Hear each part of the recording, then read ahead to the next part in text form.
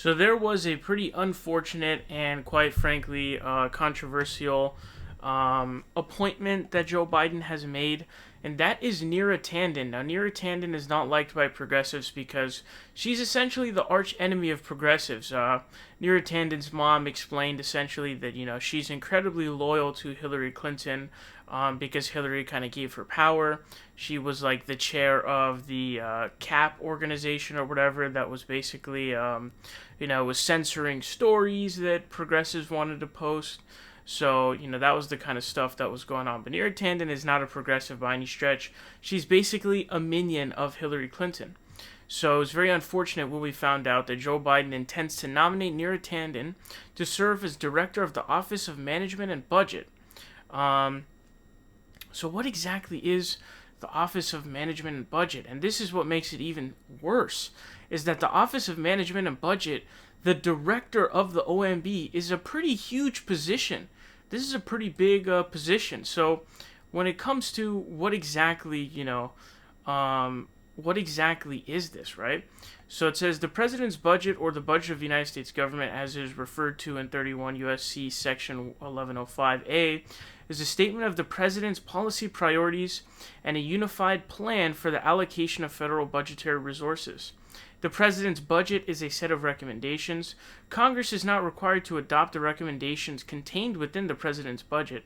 Nevertheless, the budget is one of the president's most important policy tools. Though it is not legally binding, the president's budget initiates the congressional budget process and provides Congress with recommended spending levels for agency programs, projects, and activities funded through the annual appropriations acts.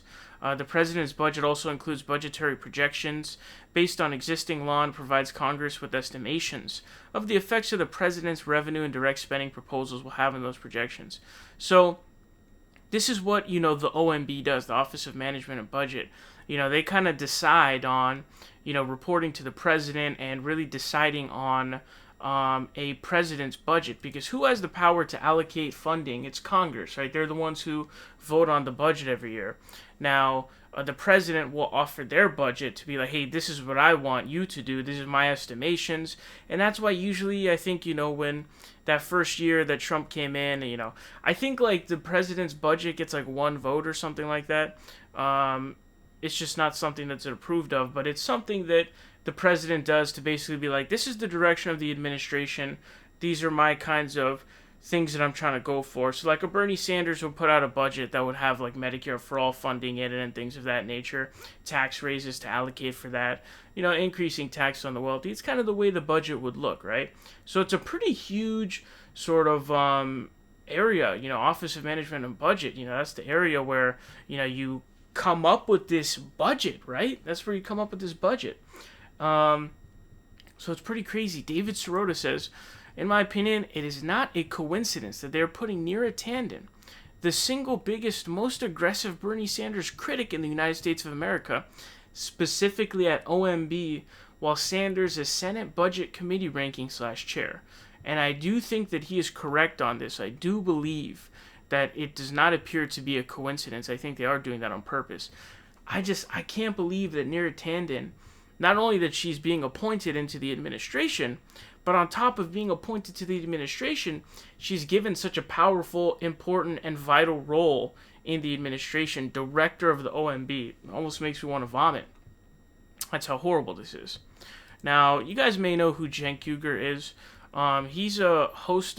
He's the host of the Young Turks, the main host of the Young Turks, and he sent out a tweet. He said, Neera Tanden has been waiting for this appointment for 4 unending years now. All of her hard work inside the establishment paid off, and now she's in a power position to help direct the world's largest resources. Now we're going to find out who she is, and so is she, rooting for her. So this is the tweet Cenk Uygur sent out. Now this tweet is like 961 likes, but it has like over 1,000 comments or something. I think it was like 1,600 comments, if anything. But people just absolutely went in on Cenk Uygur. And if you don't know, if you're not extremely online, right, people who are online on Twitter know Neera Tanden is essentially the arch enemy of progressives. I mean, it's like a Batman versus Superman, or a kind of Goku versus Vegeta type of thing. Although that, I don't know if that's, compatible, because obviously they become friends and whatnot, and they team up a lot. I don't know. It's a huge, deep hatred, Neera Tanden is a minion of Hillary Clinton in that wing. Emma Vigeland says, I don't think there's too much of a question about who she is. And so that's what people are really pissed off about, is that he said that he's rooting for her and that we're going to find out who she is. And people are scoffing at this comment because what they're saying is, hey, we already know who she is. So what are you talking about? Why are you trying to fake us out as if we don't already know who she is? And then why are you rooting for her? So this tweet says, is this a joke? This one says, she's against M4A. That is all we need to know. We already know who she is. She's against all progressive policy and will do anything she can to shoot it down. This is an email that I believe was leaked by WikiLeaks back in 2011. It was from 2011. A lot of you guys have probably seen this already. But it was essentially, it was funny enough, it was an exchange between Neera Tanden and Faiz Shakir, who, by the way, Neera Tanden punched Faiz Shakir after he had asked Hillary Clinton about a question about Iraq, I believe it was. So, go figure. Imagine the genders were reversed there, what we would be talking about. That's pretty crazy, right? Essentially have somebody who assaulted a reporter in the Biden administration. But imagine if the genders were flipped, right? That's what you get. But it was basically her saying that, we should take Libya's oil in exchange for giving them freedom. So, they went into Libya, took out the regime. There were like slave markets created as a vacuum. And they said, what we should do in exchange, we're running deficits. Let's just take their oil. That's basically what she says.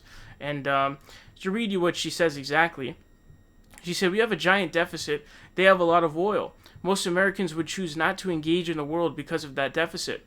If we want to continue to engage with the world, gestures like having oil-rich countries partially pay us back doesn't seem crazy to me. So she's basically saying, let's take their oil after we just completely destroyed their entire nation.